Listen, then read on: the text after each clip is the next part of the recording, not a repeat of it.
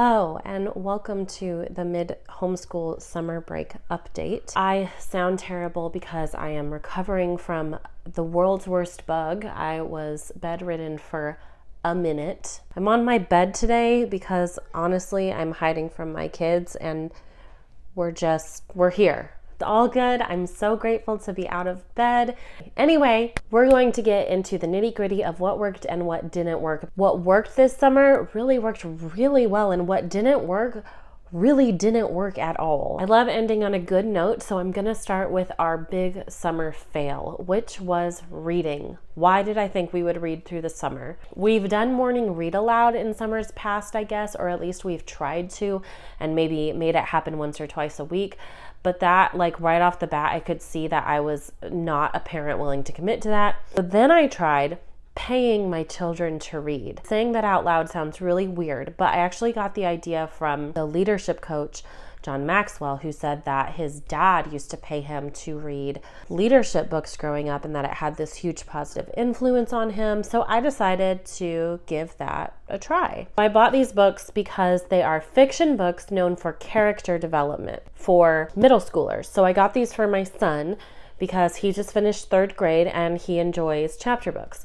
Peter Nimble and His Fantastic Eyes, Inside Out and Back Again, and Louisiana's Way Home. He started these two and didn't like either of them. Even though I offered a decent amount of money for him to read them, it was like a major fail. And I don't feel like forcing him to read them and then paying him makes a lot of sense, because then it's not an incentive, it's a chore, which is not ever what I wanted it to be. I wanted it to work. He read more when I just found books he really liked than he did when I tried to pay him to read books he did not pick out.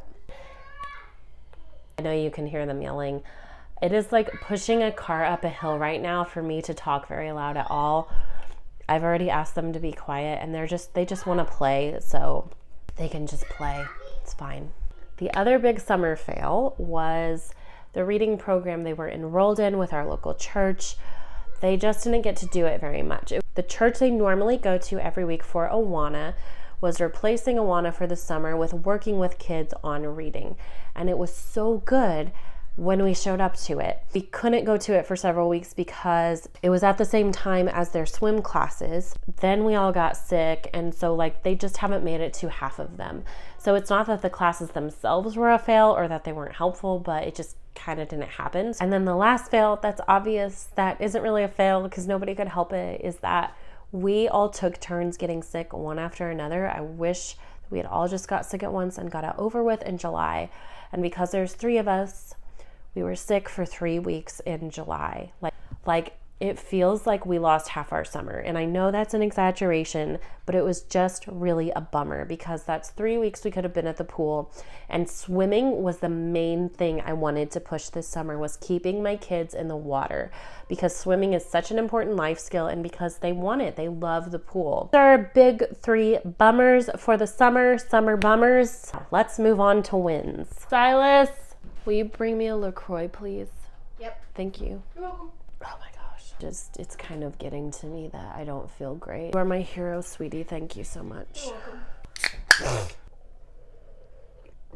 I want to share the things that served us really, really well this homeschool summer break. The first thing was just been my mantra for these past several months of homeschooling: do less, more intentionally. So I committed to taking my kids to do something literally once a week, but I would not miss it. When you commit to doing something every day and then you get discouraged and it's like you never do it, because if you can't do it, you just don't do it at all. It's so easy to slip into that.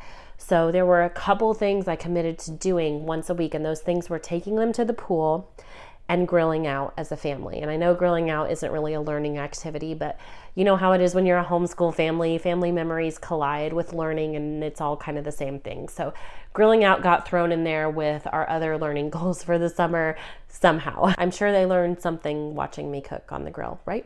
So there's a designated night for going to the pool and a designated night for grilling out, and my phone gets put away, and that is just our family time. And then when they did swim lessons, they did that 4 days a week for 2 weeks. So they got extra days those weeks. The concept of do less with your kids with a whole lot more intention and presence.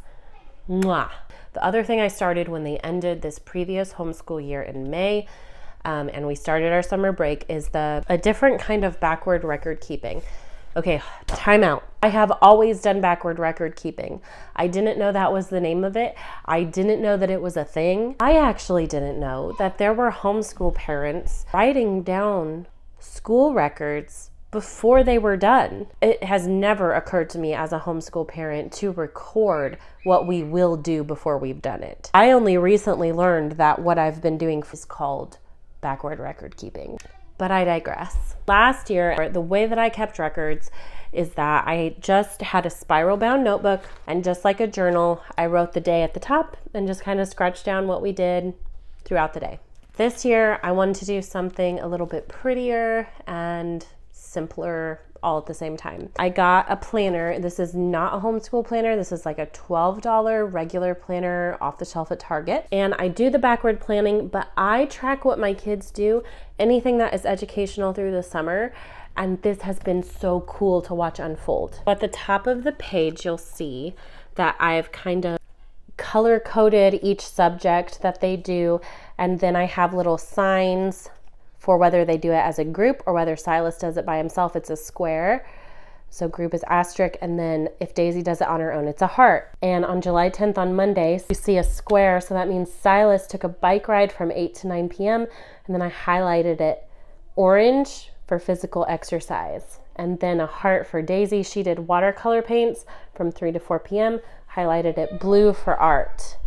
I've just continued to do this through the summer, and it has been the coolest thing. And it's so pretty to look at too. I have more graphics that I have made on Canva for our annual traditions, weekly rhythm, and daily time blocking that I plan to share really soon. The other one that I mentioned was swimming.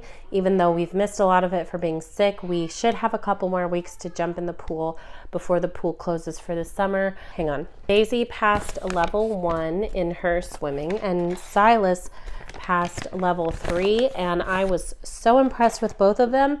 Silas pretty much went from 0 to 60 and is a swimmer now, like swims.